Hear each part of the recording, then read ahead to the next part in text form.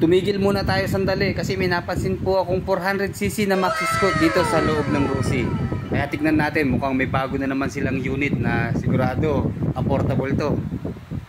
3, 2, 1, go!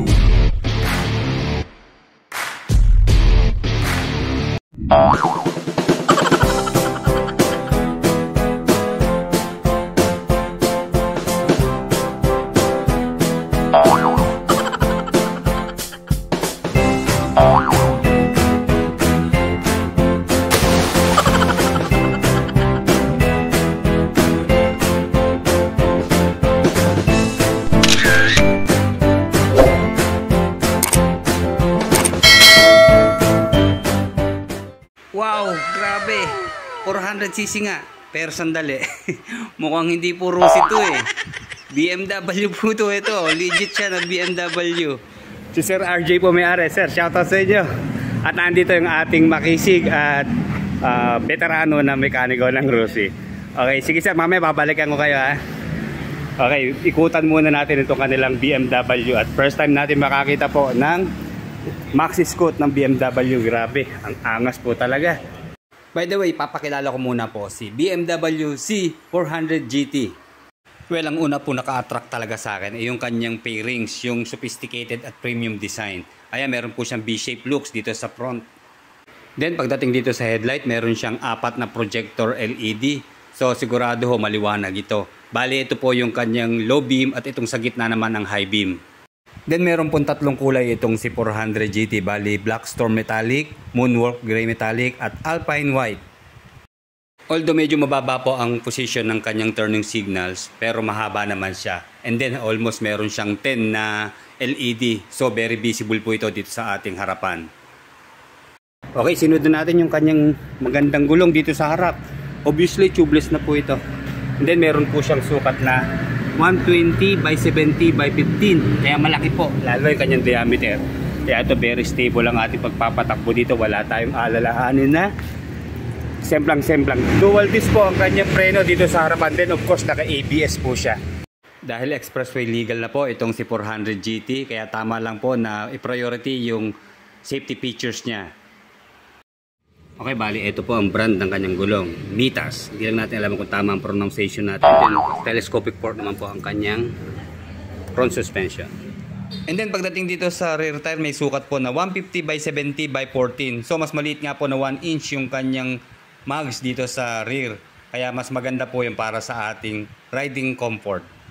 Ang C400 GT ay powered po ng liquid-cooled, single cylinder, 4-stroke, 350cc gasoline engine na kaya po magbigay ng maximum output na 34 horsepower at 35 Nm of torque. Okay, para sa akin nag-stand out po yung futuristic design ng kanyang taillight at turning signals. All LED na po yan. And then yung kanyang emblem po ng BMW na lalo nagpa-premium looks dito kay C400 GT.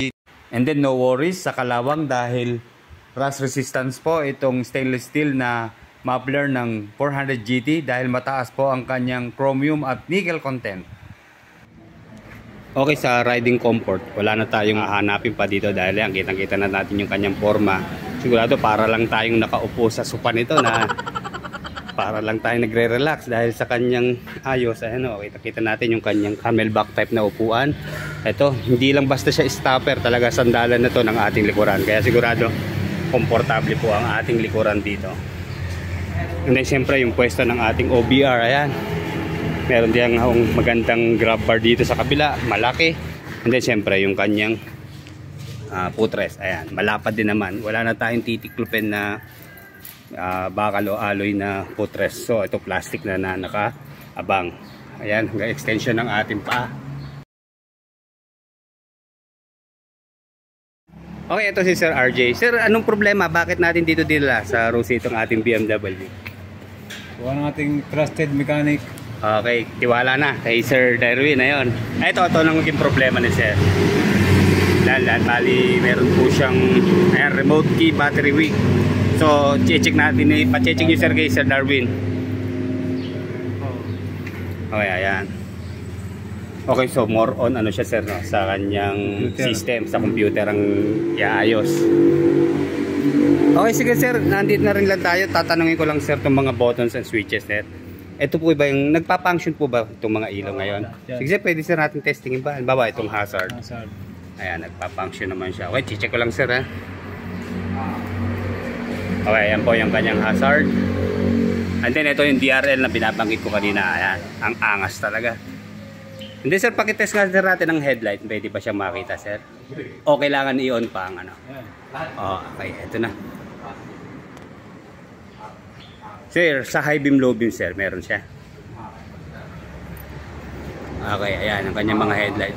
Sir, may passing switch na rin siya na sir. Okay, ayan po yung kanyang passing switch sa gitna. So sir, ito na rin po ang kanyang high beam. Ano po, ito nasa gitna. Okay sir. Sir, pwede matest ang busina. Ano natin?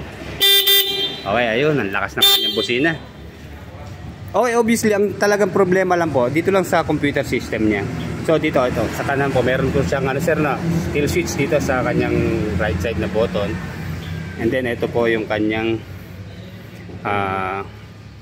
pinaka power button.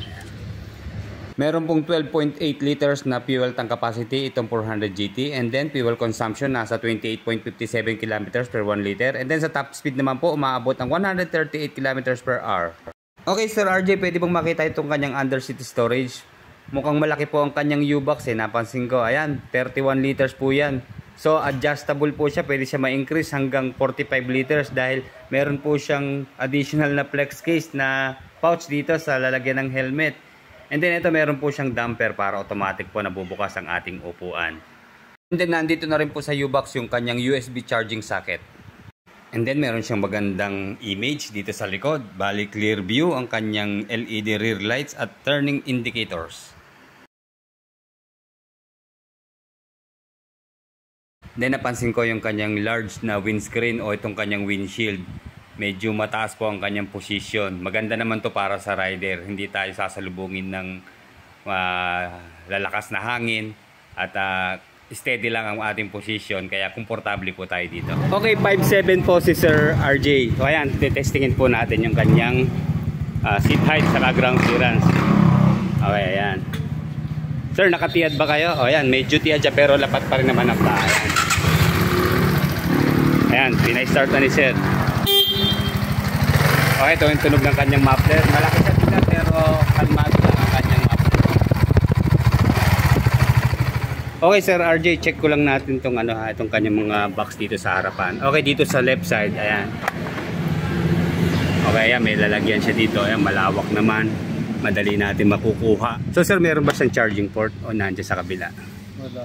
Wala siyang charging port sir. Okay, yun lang po ha. Tignan natin itong kabila. Wala po siyang charging port magkabila. Pero okay lang, madali na magpa-install po ng charging port. So ayan, balance lang po. Pareho lang ng sukat yung kanyang mga box dito sa left and right side.